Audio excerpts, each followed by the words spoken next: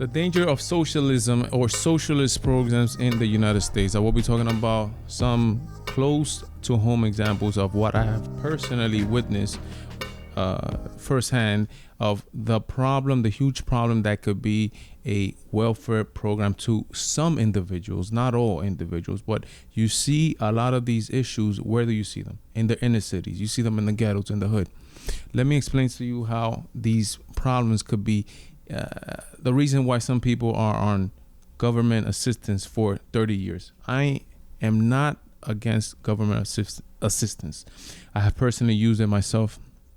Growing up, my father had 5 children. We had to get our food stamps. We needed them because my father was a laborer. He wasn't able to get that high paying job that allowed him to pay his rent and feed his 5 children. He was a first generation immigrant from the Dominican Republic coming over. He had a huge family. We had to be on it. But one thing that my father was, or his attitude towards welfare and these socialized government programs, is that he did not want to be on them.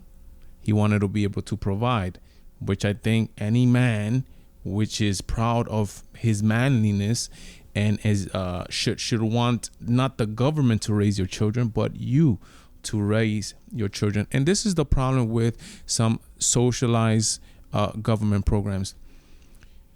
In the current climate that we're in today, in the current economic climate that we're in today, these programs, they put you between a rock and a hard place. What I mean by that is that to be able to qualify for these programs, you have to make a certain amount of income. Once you are, let's put the bar at 30,000. If you are under 30K, you will receive food stamps. You might be able to get some rental assistance, Medicaid, which is your health insurance. Super important. Three basic necessities which are super important: healthcare, home, food, right? And the problem comes when this happens. The moment you go from 30K to 30K and $1, they're going to lower your food stamps. They're going to kick you off Medicaid, healthcare. Then they will also get you off any type of rental assistance program. One of the huge major problems, at least in the city of New York right now, is the rents are super high. I'm talking about super high. And let's add to that the problem of healthcare. Insurances are what? Super high. So the thinking individual says, wait 1 second, wait 1 second. You're going to tell me the moment I make $1 or whatever amount is over that limit that these programs have put in place, you're going to kick me off of these programs? You know what? I'm not going to work overtime.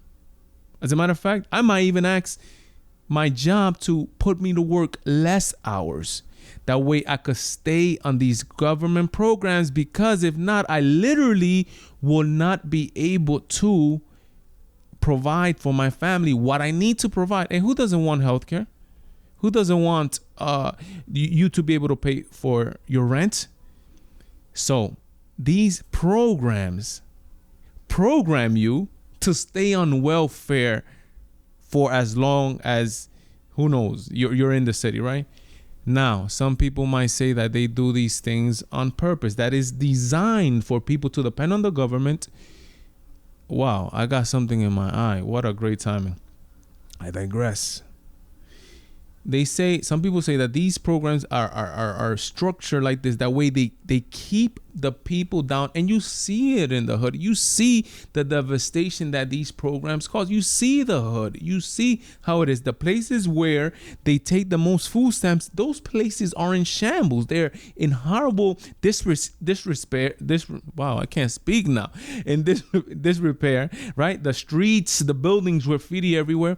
You see the problem. And then these programs also create lazy human beings that they don't want to work for it because they're getting it they're leeches, right? They leech off the system, because like, damn, how could you be 30 years on food stamps? How is that possible? How could you be living 30 years in the projects? Again, I'm not against it. There's some people that you have a physical disability, you need this stuff, right? But don't tell me 30, 40 years you're there and you're just like, you're doing everything. You're working off the books just to stay there. Where I have friends that even criticize their own mother. That the mother said, "Oh no, I'm able to, put 5 ACs in my project building, and I'm good because I don't pay the light." That's the mentality instead of saying, "Yo, let's get out of here." Again, I lived in projects, but my dad did not want to live in projects. We left to another place because he didn't like the atmosphere in project. This is supposed to be temporary, guys. What do you think about these programs? I mean, it's a hard and a rock place. Remember to sub to the channel. Remember to give me your likes, your comments. Remember that this channel is absolutely nothing without you guys. God bless. Godspeed me, Valentine. I'm out. Really? You made it to the end of the video? Congratulations. You have no life. Go check out one of my other videos. Sub to the channel. Give me a like. Give me a comment.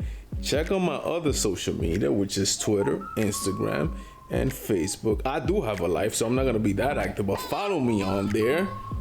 God bless. Godspeed me, Valentine. I'm out.